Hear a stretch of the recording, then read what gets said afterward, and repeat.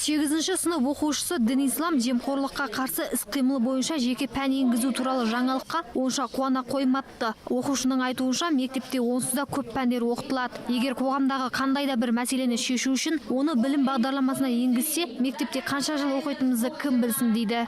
Менің ойымша жемқорлық деген пәнді біздің мектепке кіргізудің қажеті жоқ.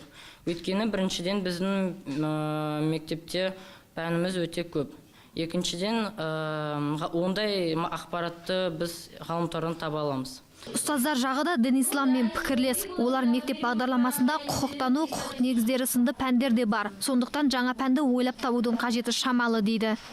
Мүмкін егер керек ретінде балалар ол жайында ақпарат білу үшін тарих пәніне немесе құқық негіздері пәндеріне 1-2 параграф қосуға болады. Ал мектепке арнайы пән кіргізу керек емес деп ойлаймын.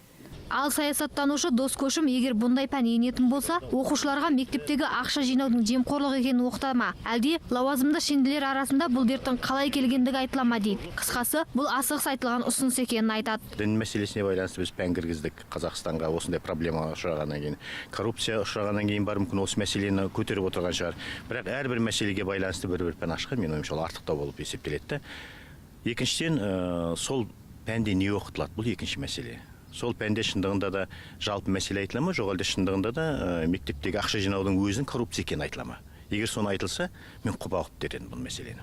Айта кету керек, мектептерде жемқорлыққа қарсы іс-қимыл пәнін енгізуді мемлекеттік қызмет істері және сыбайлас жемқорлыққа қарсы іс-қимыл агенттігі ұсынып отыр. Агенттіктердің айтуынша, Қазақстан бұл жағынан жаңалық ашып отырған жоқ. Бұған Оңтүстік Шығыс Азия елдерінің тәжірибесі негізге алынған екен. Ақбота Мұсабекқызы, Жанат Абдырахманов, Қазақ Ньюс, Алматы.